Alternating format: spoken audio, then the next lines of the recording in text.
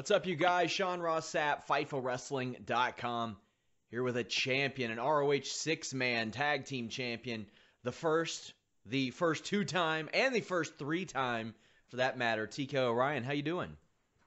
And don't forget first ever.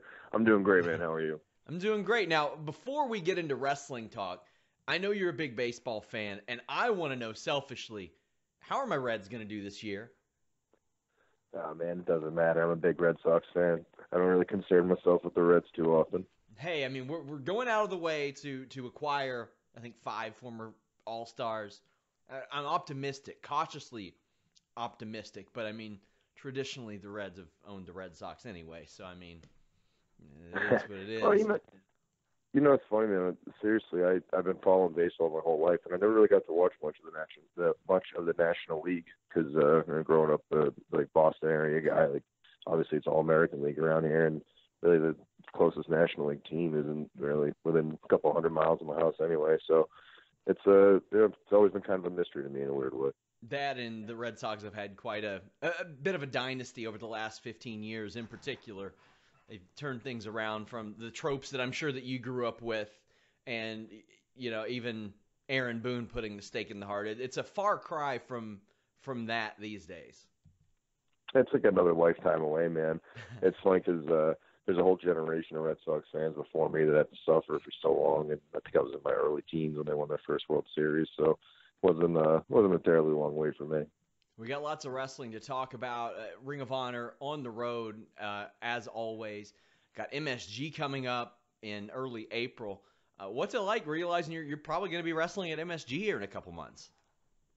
Yeah, it's crazy, man. I'm excited for the show just for the history-making aspect of it, and it's a big moment for Ring of Honor, and it's something that I'm really looking forward to. Now, you came into Ring of Honor with a bang. We mentioned off the top, like really the Kingdom are, like, I don't even know if you can debate it, the greatest, most decorated six-man tag team in Ring of Honor history. The first champions, you were the first two-time champions and the first three-time champions. And like I said, you came in with a bang, beating Bullet Club. You beat a team of CMLL All-Stars. Then you beat guys that are all over the world now. New Japan, Kushida headed to NXT. Leo Rush is all over WWE programming. So obviously, Ring of Honor had a great deal of confidence in you. What did it mean to come into that company quite like that? It felt right, man. It was something that we knew we were capable of. It was something that we knew if the opportunity was put in front of us, we'd smash it. And I think going into our third year now as a Kingdom, I think it'd be hard to argue that everything that's ever been put in front of us, we haven't completely conquered it. Which of those title wins means more to you? Because, I mean, obviously, being the first is important. Being the second, you had overcome so much with your injury. But which one means the most to you personally? I think when we won them in Lowell, that was the most fun for me because it was kind of a Twilight Zone atmosphere. The crowd was completely behind us.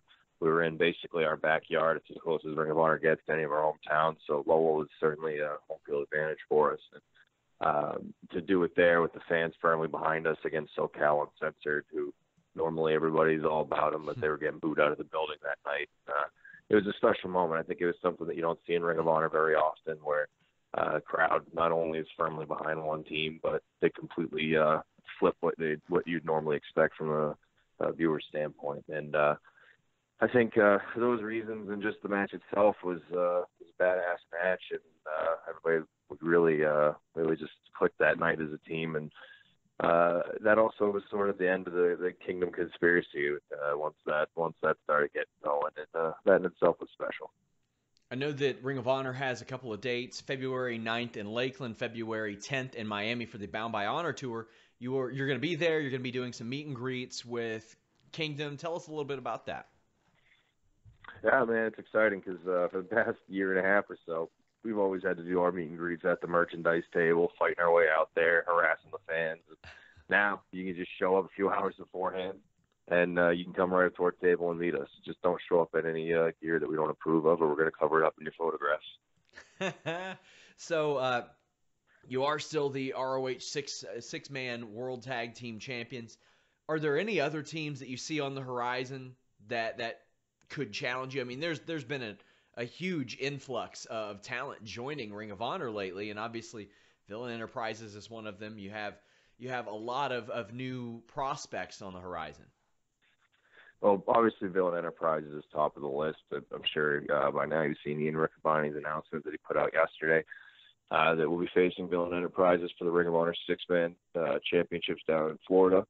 And obviously, whenever we have to put the titles on the line, that puts you right at the forefront of our focus. And beyond them, I mean, the new Lifeblood group that's forming Ring of Honor, there's some interesting combinations out of there that I'm sure would love a shot at the Kingdom, and we're more than happy to be the welcoming squad for any group.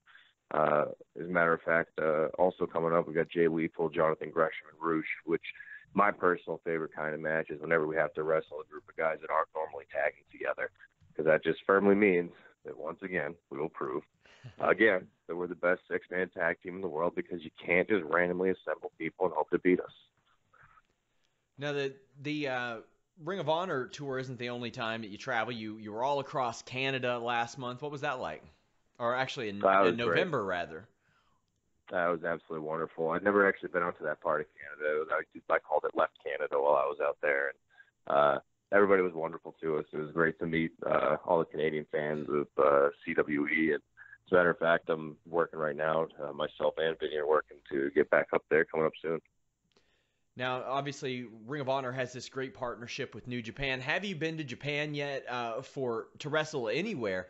And what are your thoughts on possibly doing that, if not?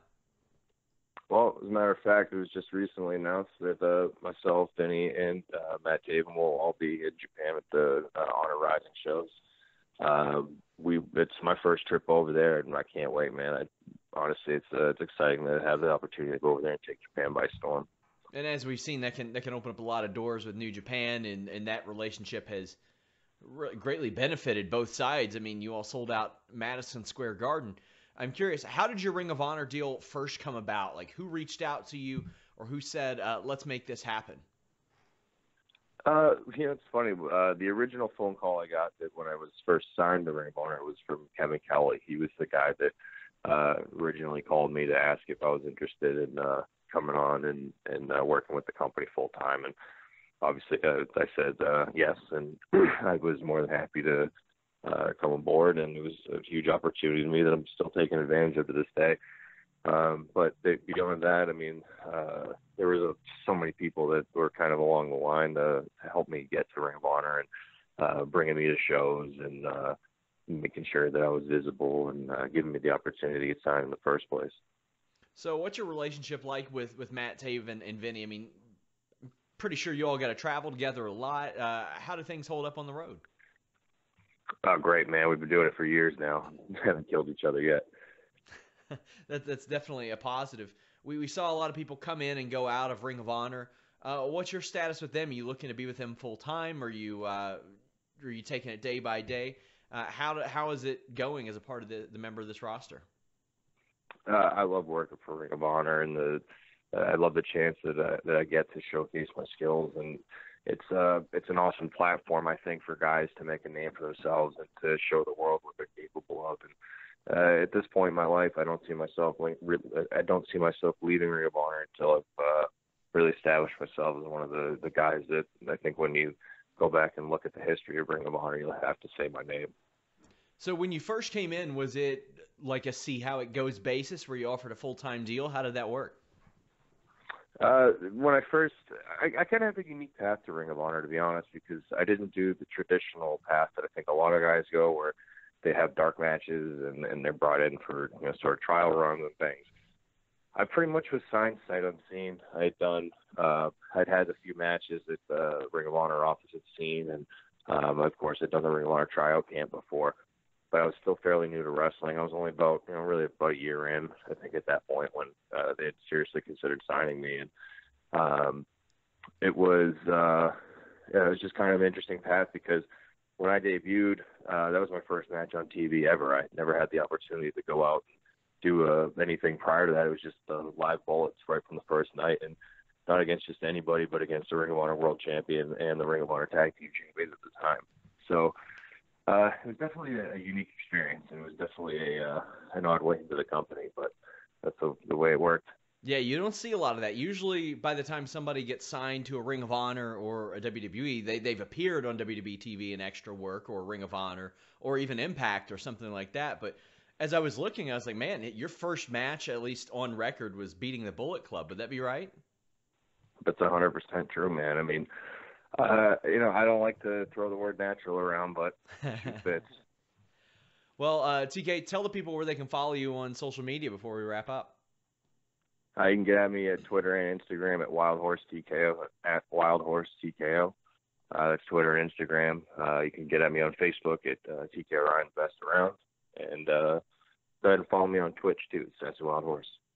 Awesome. Thank you so much for taking the time. I really appreciate it. Hey, thanks for having me, man.